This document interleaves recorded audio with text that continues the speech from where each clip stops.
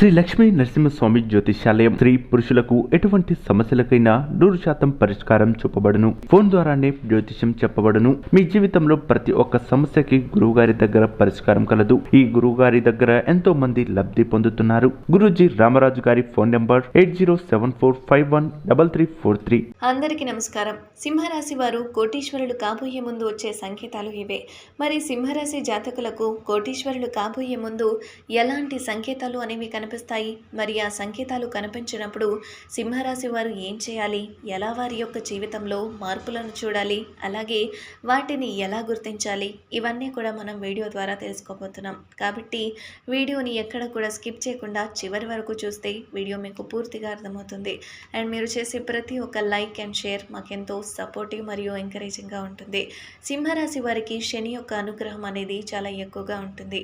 అదేవిధంగా సింహరాశి జాతకులు వారి యొక్క జీవితంలోకి అదృష్టం అనేది రాబోతుందని, అంటే కోటీశ్వరులు కాబోతున్నారు అనేటటువంటి విషయాన్ని వారు తెలుసుకున్నారంటే ఖచ్చితంగా వారి యొక్క జీవితం చాలా బాగుంటుంది. శని యొక్క అనుగ్రహంతో సింహరాశి వారు ఎప్పుడూ కూడా వారి యొక్క జీవితంలో మంచి విజయాలను పొందుతారు. అదే శని గనుక వీరిపైన కోపించాడు అంటే ఖచ్చితంగా వీళ్ళు పడేటటువంటి కష్టాలు ఏవైతే ఉన్నాయో అవి ఎవ్వరూ కూడా పడాలని చెప్పుకోకూడదు. మరి అలాంటి యొక్క సింహరాశి వారికి వారి యొక్క జీవితంలోకి అదృష్టం అనేది వచ్చి వీరు కోటీశ్వరులు అవ్వబోతున్నారు. అదేవిధంగా సింహరాశి వారు కోటీశ్వరులు అవ్వబోతున్నారు అనడానికి ముందు ఖచ్చితంగా కొన్ని సంకేతాలు వస్తాయి. ప్రతి ఒక్కరి జీవితంలోనూ ఎదుగుదల అనేది ఖచ్చితంగా కావాలి. అలాంటి ఎదుగుదల కోసం ప్రతి ఒక్కరు కూడా ఎదురు చూస్తూనే ఉంటారు. మరి అలాంటి ఎదుగుదల కోసం ఎదురు చూసేటటువంటి ఈ సింహరాశి జాతకుల జీవితంలో వారి ఎదుగుదలకు సంబంధించినటువంటి లేదా వారి యొక్క అభ్యున్నతికి లేదా ఆర్థికపరమైనటువంటి స్థిరత్వం మరియు అభివృద్ధికి సంబంధించినటువంటి సంకేతాలు ఏ విధంగా వస్తాయి? అవి వచ్చినప్పుడు ఏ విధంగా వారు గుర్తించాలి? అలాగే వాటిని గుర్తించడం ద్వారా వారు ఇంకా చేసుకోవాల్సిన పరిహారాలు ఏంటి? ఇలా చేయడం ద్వారా వారు ఏ విధంగా కోటీశ్వరులు అవుతూ ఉంటారు? ఇదంతా కూడా ఇప్పుడు చూద్దాం.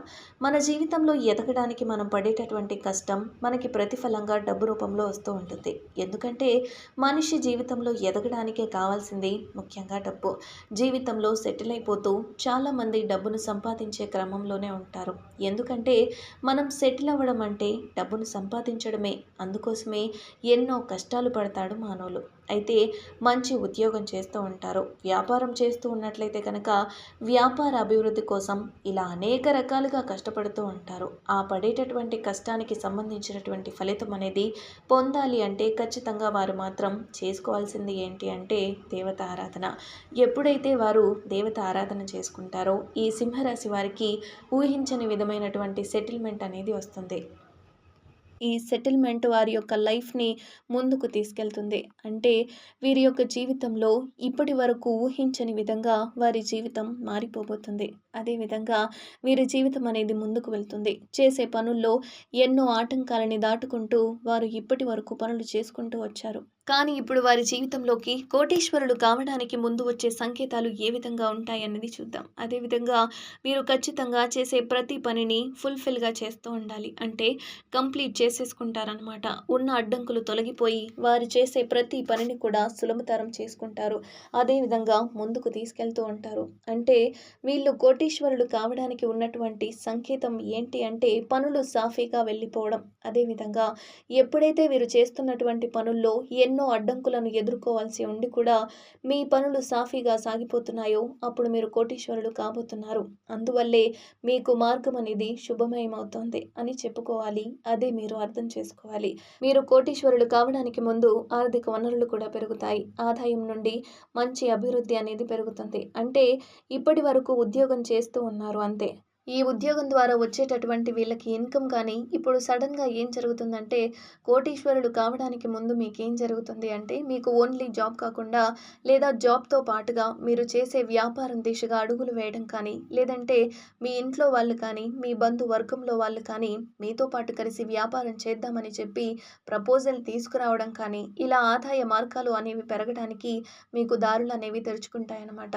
అలా తెరుచుకుంటాయి. అదేవిధంగా మీరు చేసేటటువంటి ఉద్యోగంతో పాటు మీరు చేసే వ్యాపారంలో కూడా మంచి అభివృద్ధిని సంపాదించబోతున్నారు. కనుక మీకు ఖచ్చితంగా అర్థమవుతుంది. అంటే ఖచ్చితంగా మీరు ముందుకు వెళ్ళడానికి మార్గం దొరికిందని అర్థం.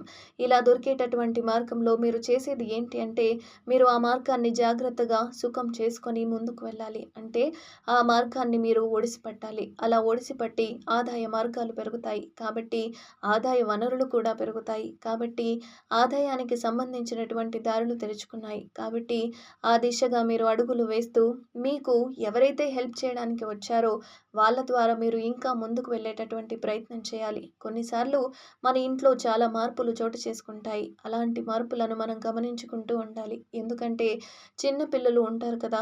చిన్న పిల్లల్ని దేవుళ్ళతో సమానం అని అంటూ ఉంటారు. ముఖ్యంగా ఆడపిల్లలైతే కనుక శ్రీ మహాలక్ష్మి అంటూ ఉంటాం. మన ఇంట్లో మనం పని చేసుకుంటూ ఉంటాం. కానీ సడెన్‌గా ఒక ఆడపిల్ల పరుగులు పెట్టుకుంటూ వచ్చి మన ఇంట్లోకి వచ్చేస్తుంది. గల్లు గల్లుమంటూ గజ్జెలు, చేత నిండా గాజులు పరిగెత్తుకుంటూ వచ్చి ఆంటీ, అంకుల్ అని మాట్లాడుతూ ఉంటుంది. చిన్న పిల్లలు మీరు ఎప్పుడైనా గమనిస్తే గనక ఇదంతా ఎక్కువ శాతం గ్రౌండ్ ఫ్లోర్‌లో ఉండే వాళ్ళతోనే జరుగుతూ ఉంటుంది. ఇలా వాళ్ళ ఇంట్లోకి ఎవరైనా ఒక ఆడపిల్ల పరుగు పరుగున వచ్చి సంధ్యా సమయంలో అంటే సాయంత్రం పూట పిల్లలు ఆడుకుంటూ ఉంటారు కదా! అలా ఆడుకుంటున్న టైంలో ఇంట్లోకి వచ్చేస్తూ ఉంటారు. అలా గనక మీ ప్రమేయం లేకుండా, మీరు పిలవకుండా, అసలు మీకు ఎటువంటి సంబంధం లేకుండా, ముఖ్యంగా మీకు తెలియనటువంటి ఆడపిల్లలు పరిగెత్తుకుంటూ మీ ఇంట్లోకి వచ్చేస్తారనుకోండి, లక్ష్మీదేవి మీ ఇంట్లోకి రాబోతుందని అర్థం. అలా వాళ్ళు వచ్చి ఇంట్లో ఎక్కడో ఒక చోట దాక్కోవాలి. అంటే ఇల్లంతా తిరిగేస్తూ ఉంటారు. ఇంట్లో ఎక్కడో ఒక చోట కాకుండా ఇల్లంతా తిరిగేస్తూ ఉంటారు. ఇలాంటి సమయంలో మీ ఇంట్లోకి లక్ష్మీదేవి రాబోతుంది అని మీకు సంకేతం ఇచ్చినట్లనమాట. దాన్ని కూడా జాగ్రత్తగా ఒడిసి పట్టుకోవాలి. లక్ష్మీదేవికి ఆరాధన చేసుకుంటూ ఉండాలి. ముఖ్యంగా ఈవినింగ్ టైమ్స్ అంటే సంధ్యా సమయంలో చేసేటటువంటి పూజ లక్ష్మీదేవికి చాలా ప్రీతికరం. అదేవిధంగా ఆమెకు చక్కగా రావి ఆకు మీద నేతి దీపాన్ని వెలిగించండి. ఇక ఎర్రని పూలతో పూజ చేయండి. ఇవన్నీ కూడా లక్ష్మీదేవిని ప్రీతి పాత్రంగా మనం పూజ చేసుకుంటున్నట్లనమాట. ఇంకా వీలైతే కలువలతో పూజించండి. ఇలాంటి సంఘటనలు జరిగినాయి అంటే గనక ఖచ్చితంగా మీరు లక్ష్మీదేవి ఆరాధన చేసుకుంటూ ఉండాలి. ఇలా చేస్తే గనక మీకు లక్ష్మి అనుగ్రహం అనేది కలుగుతుంది. తద్వారా మీరు కోటీశ్వరులు కావడానికి మార్గం ఓపెన్ అవుతుందని చెప్పుకోవాలి. అదేవిధంగా ఎవరైతే ఎంతో కోరికతో ఉన్నటువంటి వారు ఎవరైతే ఉన్నారో అలాంటి వారికి లక్ష్మీదేవి యొక్క ఆగమనం అంటే మీరు కోటీశ్వరులు కాబోతున్నారు అనడానికి సంకేతం దొరుకుతుంది. అదెలా అంటే ఇప్పటి వరకు మీరు విజయానికి వెళ్ళి కూడా విఫలం అయిపోతూ ఉన్నారు. ఎన్నో రకాల ప్రయత్నాలు చేసినా కూడా మీకు అసలు ఎక్కడా కూడా ధనం అనేది దొరకట్లేదు. ఇక ఏ విధంగా చూసుకున్నా కూడా ప్రతి దాంట్లో మీకు అపజయమే ఎదురవుతుంది. విదేశాలకు ఇప్పటి వరకు వెళ్ళాలి అనుకున్న వాళ్ళు వెళ్ళలేకపోవడము, లేకపోతే డబ్బును సంపాదించాలి అనుకున్న వాళ్ళు ఇప్పటి వరకు సంపాదించలేకపోవడము ఇదంతా జరుగుతూ ఉంది. అదేవిధంగా ఇప్పటి వరకు మీకున్న అడ్డంకులు ఏవైతే ఉన్నాయో అవన్నీ కూడా తొలగించడానికి అన్నట్టుగా ఉంటుంది. అదేవిధంగా మీ జీవితంలోకి ఒక పర్సన్ వస్తారు. వాళ్ళు వచ్చి మీకున్నటువంటి అడ్డంకులన్నీ తొలగించడంతో పాటు మీరు ఉద్యోగం చేస్తున్నటువంటి ప్రదేశంలో మీరు విదేశాలకు వెళ్ళడానికి అనుకూలమైనటువంటి పరిస్థితులు ఏర్పడడం ఇవన్నీ జరిగి మీరు విదేశాలకు వెళ్తారు. అలా వచ్చి చక్కగా మీరు విదేశీ యానం చేయడం, అక్కడే మీరు 3 సంవత్సరాలు వెళ్ళి ఉద్యోగం చేసుకొని వస్తే చాలు అనుకునేది కాస్త 5 ఏళ్ల వరకు మీకు చక్కటి అగ్రిమెంట్ జరగడం, వీసా కూడా ఊహించనివన్నీ కూడా జరిగిపోతూ ఉంటాయన్నమాట. ఇదంతా కూడా కుంభరాశి వారికి సంబంధించిన వారికి జరుగుతూ ఉంటుంది. అంటే మీరు కోటీశ్వరులు కావడానికి ముందు వచ్చేటటువంటి సంకేతాలను గుర్తించాలి.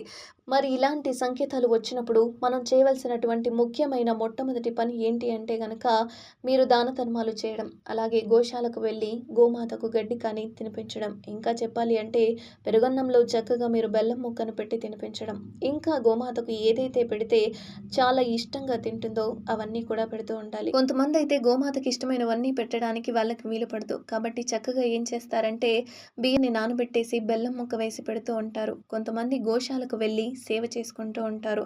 కాబట్టి మీకు మార్గం అనేది తెరుచుకుంటుంది. ఆ మార్గం సుగమం అవుతుంది. ఇక మీకు సంబంధించిన విజయాలకు సంబంధించిన డోర్స్ అన్నీ కూడా ఓపెన్ అవుతాయి. ఇక ఇలాంటి సంకేతాలు మీకు వచ్చినప్పుడు వెంటనే గోసేవ చేసుకోండి. ఇక చిన్న చిన్న అడ్డంకులు ఏవైతే ఉన్నాయో అవన్నీ తొలగిపోయి మీరు కోటీశ్వరులు అవుతారు. ఈ వీడియో గనక మీకు నచ్చినట్లయితే లైక్ చేసి, షేర్ చేసి, అదేవిధంగా సబ్స్క్రైబ్ చేసుకోండి. ధన్యవాదాలు.